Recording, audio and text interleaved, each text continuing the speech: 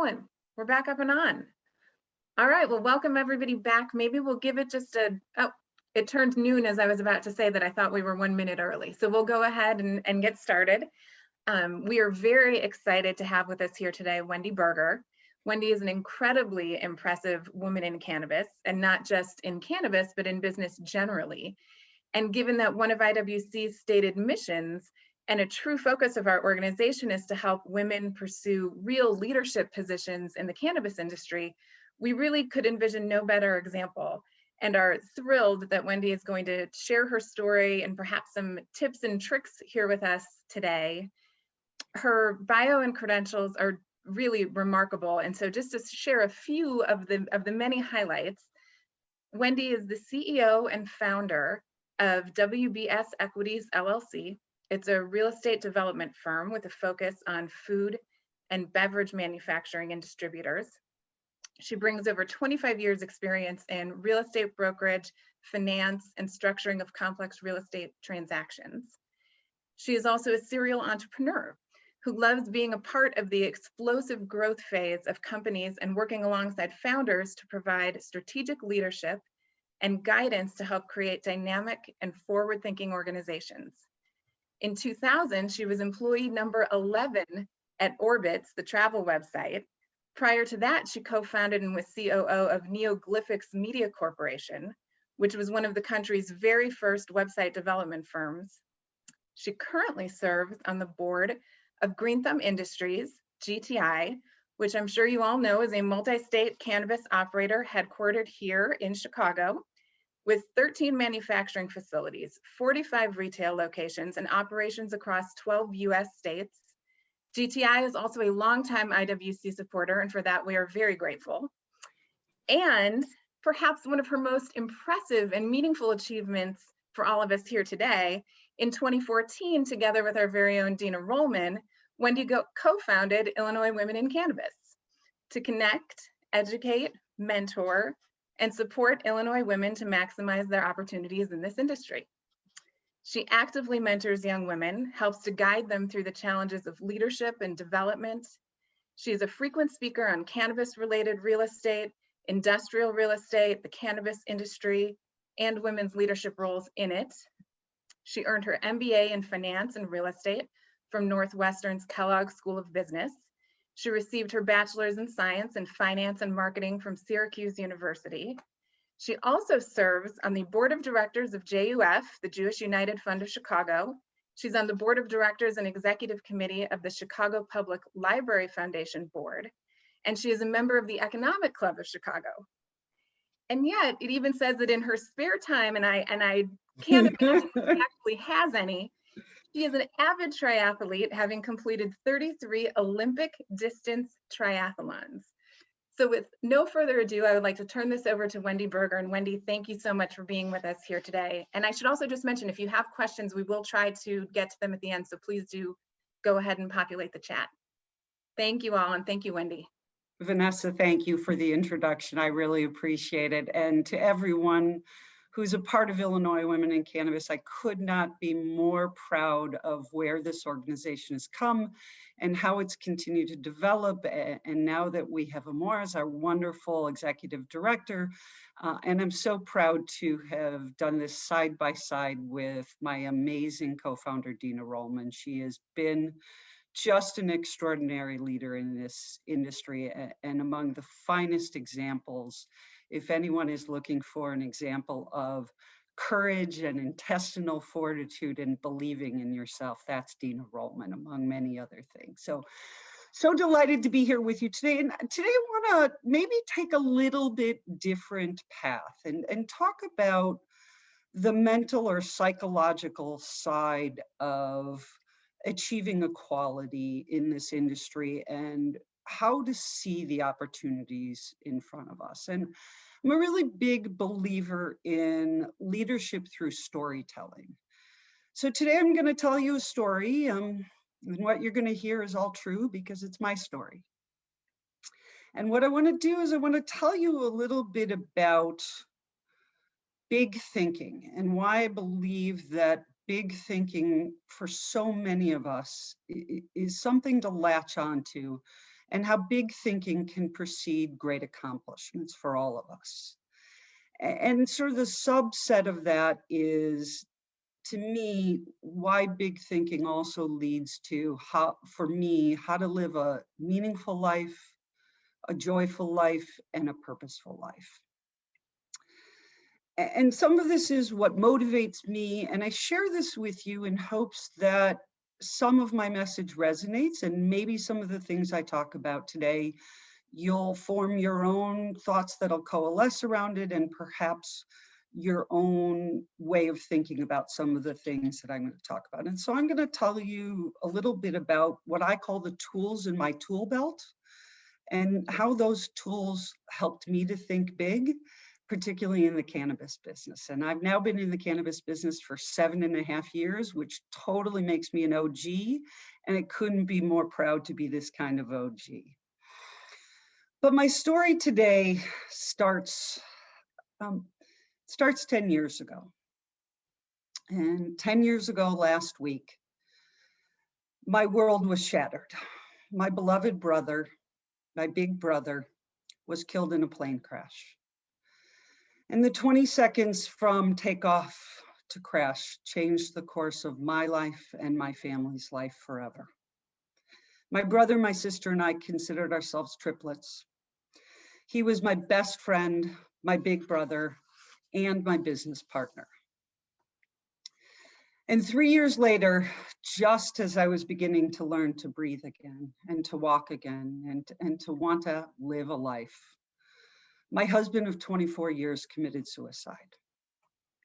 He couldn't come to grips with fear, and the fear really began to overtake him.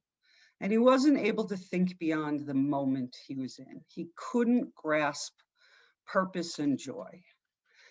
And after losing my brother and my husband, I was broken. My world was shattered. And it took a long time for me to learn to live with the losses and to no longer feel broken. And then to think about repairing my broken world. And as I began to really think about this and regain mental and physical strength, I thought consciously about living a joyful life, a life filled with meaning and purpose. And this came together for me in a way that was unexpected. And I decided that I wanted to accomplish great things. And in order to do this, I had to think big. And so this notion of big thinking and big thinking preceding great accomplishments became one of my grounding principles or mantras. And I'd been studying the cannabis sort of separately. I'd been studying the cannabis industry for about 8 years before all of this happened. I was really fascinated by the development of the industry in California in particular. And when it became clear that Illinois was going to pass a law permitting medical marijuana, I decided this would be my first real test for thinking big. And I decided it was time, after all these losses and after losing the grounding people in my life, that I had to believe in myself. And I really had to think about what I wanted and how I looked at things, my own ability to assess risk and make large personal investments and big decisions in a very courageous way. And so somehow, because I'm in the real estate business and spend a lot of my time on construction sites, came up with this metaphor that really resonated for me of tools in my very own tool belt. And this tool belt that I would carry with me, and as I needed them, there would be tools instead of one thing that I thought could always work for all of us or for myself to help me live this best life and to climb out of the depths that I had been in.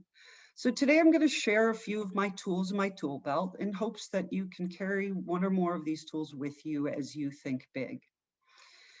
My first tool is be courageous. And to me, being courageous means really letting go of your fears. Think about what you would do if you had no fear. And let the fears go that don't serve you. And for me, this was really transformational. What I realized was that I was paralyzed by fear. And maybe a lot of that fear was a lack of confidence in myself. And I think while we're speaking to a group of men and women today, I think for a lot of women, we don't exude publicly the kind of confidence that men are more attuned to exuding, right? So what I feel in the morning isn't necessarily how I present myself. I work very hard. Sometimes it's goofy, but I look in the mirror in the morning and I say, I am strong. I am courageous. I can do this. I got this. And then I can face the day. The second tool in my tool belt is listening. Really listening hard, asking questions. And when you're done asking questions, ask more. I started to learn some really amazing things when I started listening. People will share their stories with you in amazing words, and you'll take from those words nuggets. And almost more importantly, I think we find connection with each other when we're willing to share our stories, and that means listening. The third tool in my tool belt is expressing gratitude to the people you work with, to the people you surround yourself with, to the people you come in contact with once. Express gratitude. Sometimes I think that I talk a lot about how grateful I am for my life, given the losses that I've had. But sometimes I talk about it so much, I think, to reiterate the concept to myself. And I do believe that it's a practice. And that leads sort of naturally into my fourth tool, which is practicing empathy. I believe that through practice, as with almost anything, we improve. And I see that, this is another connection to my triathlons, right? This notion that with practice, we improve.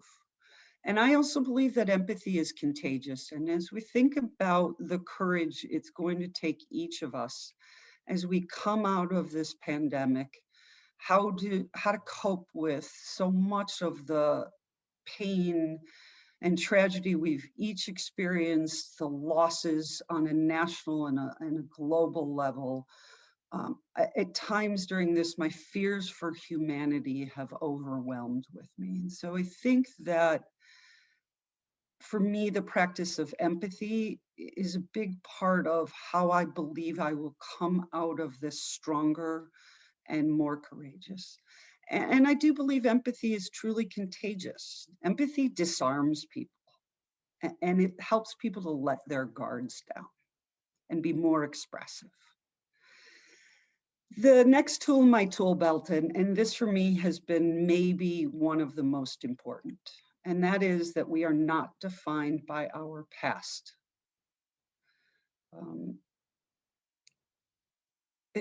For me, this has been critical in so many ways, and that's our distant past and our near past. We are not defined by our past. The metaphor that I like to use here to help sort of drive this home is, if you think about driving a car and think about the large windshield in front of you relative to the size of the rear view mirror, and you cannot move forward, you cannot drive the car staring in the rear view mirror or looking only in the rear view mirror. You must look at the large windshield in front of you. Now, it's important to glance backwards and to take notice of what's around us. But I think for me, the challenge becomes, how far forward do I look? Do I look straight ahead? Do I look around the next corner? But this concept of not letting our past hold us back, I think so many of us do that. And I'll share with you one of the things that long ago I let go of, but as I look back at my younger self, and again, just a glance in the rearview mirror, I had to really let go. I am the child of a convicted felon. When I was in high school, my father was in prison. This is not something that people, when they look at me, would ever imagine. But somehow, when I would walk into a room, particularly when I was in high school, I felt that that defined me. And I felt that my association to this bad person defined me. And now it isn't me. It has nothing to do with who I am. And that to me is sort of an example of some of the pain that some of us have had that we need to shed and to not let define us. The next tool in my tool belt is opening your heart. And I think opening your heart for me was a connection to healing and repairing my shattered world, in that I learned how to feel emotions very deeply. And as I began to feel less broken, I began not to fear my feelings, knowing they wouldn't cripple me, they wouldn't make me weak, and that by opening my heart, maybe I could experience life more fully. And I could experience life in a much deeper way. And it also allowed me to understand that, so many of us have watched Brene Brown's TED Talks, and Brene is most well known for, I think, her headline, which is, vulnerability is not weakness. And for me as a female leader, leading with empathy, leading with care, leading with an open heart does not make me weaker. It makes me a stronger leader. And I've really grasped onto that. And, it's part of why I talk to you today and share these deeply personal things, in that I don't think they define me. I don't think that my past and my experiences define me, except for where I am today and how proud I am of myself and my achievements and my ability to believe in myself and to live in this deep and meaningful way, which is not to say that I do a great job of it every day. Still a struggle, but I do my best to try. And that leads to the seventh tool in my tool belt, and that is saying yes. Saying yes to new experiences, yes to challenging yourself, yes to confronting the things that scare you, yes to making that change and getting yourself into the cannabis and seeing that the opportunities in this industry are so extraordinary and that they're unlimited. Yes to pushing your own boundaries. Yes to standing up for yourself. Yes to new people, and yes to allowing yourself to feel joyful, and yes to asking for help. We need to be able to ask each other for help, to support each other. When I think about why Dina and I founded this organization, that was at the heart and soul of it. So say yes. Eighth tool in my tool belt is asking for help. Again, it's not a sign of weakness. So much of what we do is a team effort.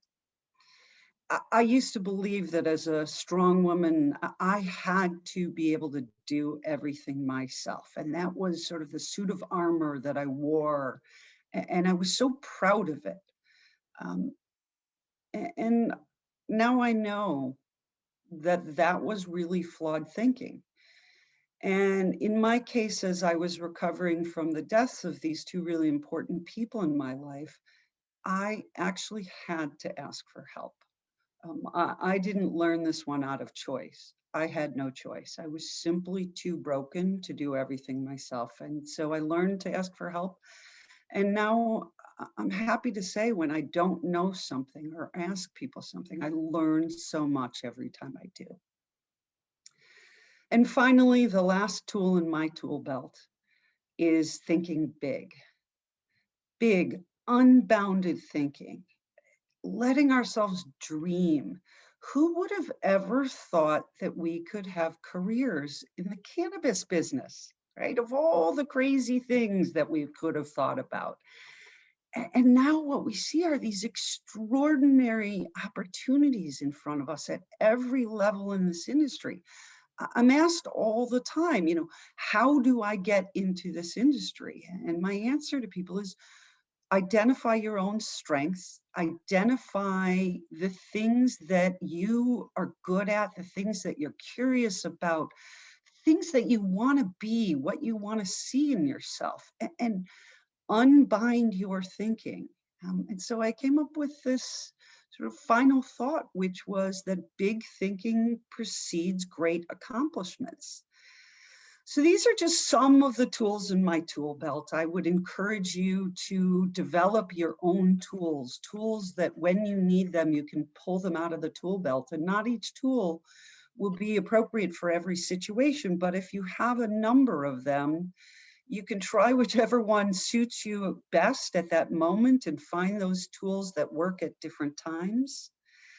So today I'm so pleased to share with you and to have this opportunity just to tell my story, and to tell you that I no longer feel broken. These tools helped me to repair and to build my new life. And today I have a beautiful new life filled with meaning and joy and purpose. And I should say also a lot of fun. I sometimes still feel very fragile, but I embrace that fragility. And I think that helps me connect with people. And my journey into the cannabis business is one that I could never have imagined until I started believing in myself. And as I look back, I often tell the story of how I got into the business, of ultimately making a big personal bet on Ben Kovler and what was the foundation of Green Thumb Industries. And while I do attribute much of this to Ben, and Ben Kovler and our entire leadership team at Green Thumb Industries is extraordinary, and I should say every team member is extraordinary. But now when I think about it, I made a bet on myself. I believed in my ability to assess risk, and I believed in myself. And here I am today. I think I am the longest serving woman on the board of directors of a cannabis company. And I'll leave it there, and I would love to, if we have time, to take any questions. I can't get enough of talking about this business. It's become both my job and my passion, and this plant with this 5,000-year beautiful history. It's so much fun to talk about, and there are so many neat aspects of this business, which again leads to the opportunities. And so would encourage you, any of you who either aren't in the business yet or who already are, to really think big and believe in yourself and believe that big thinking can precede great accomplishments. So Vanessa, do we have any questions? I'm not watching the chat, but if there are any, I would love to take some questions. I am seeing lots of thank you, amazing. This was wonderful. Thank you for sharing. You are a great example to all of us. Let me just see, and I know there's another space I should be looking. Well, maybe I'll also tell you that one thing I want to leave everybody with, and while we wait to see if there are any questions, I want to talk a little bit about what I'm doing today to sort of take this to the next level. Now I am only investing in businesses founded by women and led by women, period, end of story. And watching what the women in this industry are doing is amazing and extraordinary. And so I have made it my goal, my mission, and I'm standing up and saying this to everyone who will listen and hopefully follow, that I will only invest in women. That's incredible. Yeah. That is amazing. We do have a question, which is, how do we join you? Well, which part of join me? Join me in your thinking is an easy one. And I shouldn't say it's easy. Look, getting up every day and facing our fears and being courageous. Right? I'm not, most days I'm a morning person, so I bound out of bed. My nickname is Tigger. It's like bouncing around at 5:15 in the morning. But I wake up scared. I wake up scared, and particularly this last year, where my fears for humanity have really overwhelmed me some days. And so it's having the courage every day to get out of bed, and that's how you can join me. Start by getting out of bed, start thinking big. and know that life shrinks or expands in proportion to our own courage.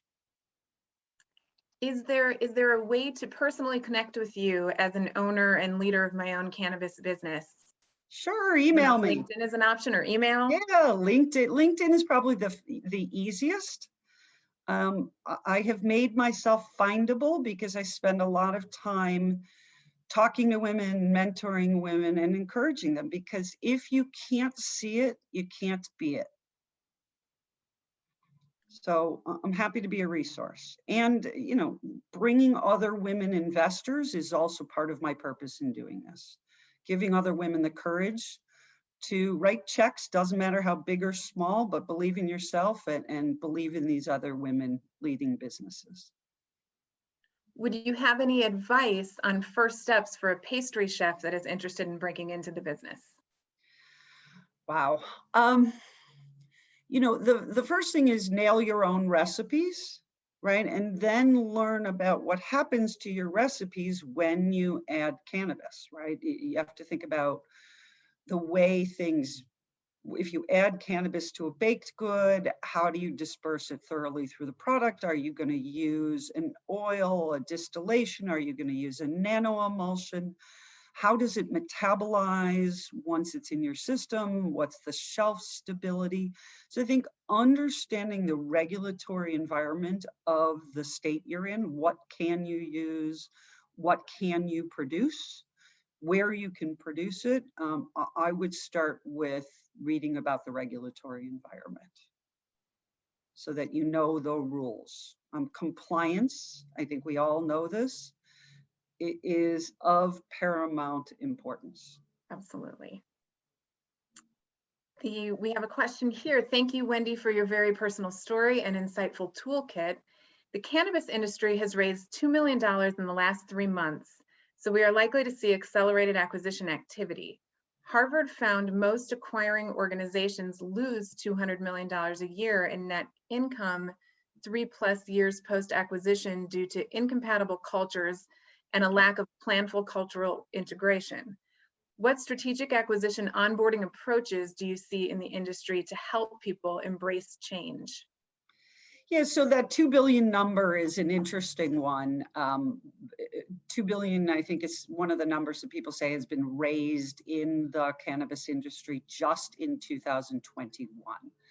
So we're finally starting to see more capital flowing into this industry. And when I think about integrating businesses or combining businesses, I don't believe it starts the day a deal closes. I believe it starts the day you start talking to a potential acquisition or to being acquired. And I say it's, I use a dating analogy, and forgive this, it's a little too graphic, but date before you sleep together. Make sure that your values are compatible, right? That your mission, your vision, your values are compatible, and talk about how you're going to lead together. Because what happens, one of the things that produces that negative number post acquisition is there's this fantasy that if you get acquired, the acquiring company is going to leave you alone, not touch you, let you keep doing your thing. And that's simply generally not why companies acquire other companies. And it is a fantasy. Things change, and just like the tools in my tool belt, embrace change, right? If you want things to stay the same, stay out of the acquisition or the being acquired business. Things will change. Hopefully that answers the question. It looks like we have another here. Wendy, you are an inspiration and a badass. Thank you. In the beginning stages of a hemp company focusing on extractions. We are Allotropic, an LGBT women-owned and operated company. Any advice for us? Well, first of all, right on. Thank you for the badass comment. And my first advice for you is one of the most important things, I believe, is storytelling. And so when you're out trying to raise money, which you will inevitably need to do to grow your business, know your story. And for me, when I look at investments, the story is what matters, right? That there is actually a founder story, that there was a purpose for creating the company, and that that the leadership in the company can articulate their vision. And then raise more money than you think you need. The common misconception in this business is when you open the doors of your dispensary, start selling your product, that the money, that green starts flowing in, right? You're selling weed and you're making money immediately. And that is simply not the case. This is a business that is capital intensive. It takes time for products to catch on in the market. I use the restaurant analogy a lot, that, we see a lot of restaurants open and the failure rate of restaurants is very high. And the reason it isn't because the food isn't good. It's because they generally don't raise enough money or have enough capital at the beginning to last through the period of time that it takes to get customers and to build customer loyalty and to get those repeat purchases. So think a lot about your story and your capital. I think we've covered them. Good. So I will just say, you shared with us that one of the most important things to do is to express gratitude. And so on behalf of IWC, I would absolutely like to express our gratitude to you, not just for helping to form IWC and having the foresight to see what an incredible organization this could be and what a need it could serve in this industry, but for your example and certainly for your time with us here today. We could not be more appreciative, as clearly this crowd could not be more appreciative. So thank you so much. Vanessa, thank you. And to everyone who's a part of Illinois Women in Cannabis and the leadership of Illinois Women in Cannabis, and to my co-founder, Dina, I'm deeply grateful. It is a privilege every single day to be a part of this organization, to be a part of this industry, and to serve on the board of directors of Green Thumb Industries. Truly a privilege. So thank you all for listening, and thank you to Illinois Women in Cannabis for letting me tell my story today. Thank you, Wendy. Well, to everyone, I think that brings us to a wrap for today. So if you'll just bear with us for a couple more minutes. There are so many people we would like to thank, but I'd like to at least run through some. Thank you first and foremost to our incredible speakers, our panelists, our moderators here today, to our keynotes, Wendy, and to Jolene Rivera earlier. I think everyone would agree this was a phenomenal day of content, of sharing, and we know that people's time is valuable. And so we're so appreciative to those speakers and panelists, and incredibly grateful for the time that they were willing to share with us here today.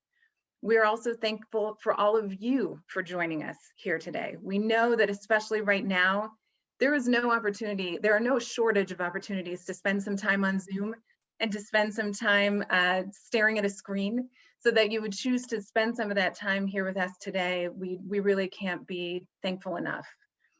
We exist for the benefit of our members, for the benefit of the Illinois cannabis industry, and we very much rely on the support of both. So thank you, thank you, thank you to our members, to our committee chairs and co-chairs, especially for stepping up today to help us organize this incredible event, to our committee participants, to our sponsors, to the other organizations that we're so fortunate to partner and collaborate with, and to all who support us. We really, truly are grateful. I would like to thank, you did not get to see her here today, but certainly this could not have been done without our incredible new executive director, Amor Montes de Oca. She's in the background here somewhere, and I would just like to say a big thank you to Amor. She took the reins of this organization that was largely an in-person networking and education-based organization when we headed into the pandemic. She took the virtual reins and just blew up our programming and the opportunities for education and networking and participation. So thank you to Amor. Thank you to the rest of our incredible board members, Gina Galt, Kaylee Hookirk, Carrie Armour, Dina Rollman. You'll see a little bit of everyone throughout, But thank you to them, to Maura Ford, our communications manager, to Rachel McKinnon, our social media manager, to our Olive Harvey College interns who have been phenomenal in helping us, Michelle Wilson, Angel Lampkin, Esmeralda Del Real, and Jillian Jackson. Thank you to each of you. And so I will just end by saying, thank you again for your support of IWC. We can't do this without you, so please, if you're not a member, consider becoming a member. Please visit our website to learn more. Feel free to reach out to Amor or to any of us that you've met here today or will meet tomorrow with any questions or to learn more. You can become involved in one of our committees, you can sponsor, you can go on our website and even, sport some incredible IWC swag if you need a t-shirt or a mask or, whatever it is that you might want to wear proudly with the IWC logo. But at a minimum, please make sure you follow us on social media. Please make sure that you're signed up for our newsletters and our emails so you can stay apprised of the programming and the events that we have coming up. And just to mention one of those, because I do think it's important for folks to know it's available if you haven't noticed yet, we were thrilled to partner with the Founder Institute, which is the world's largest pre-seed accelerator.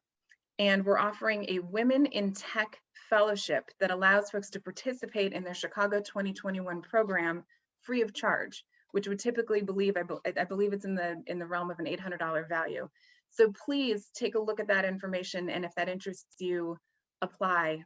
The application deadline for early applications are March 28th. So with that, everyone, thank you so much, and we look forward to seeing you again here tomorrow. Have a wonderful day.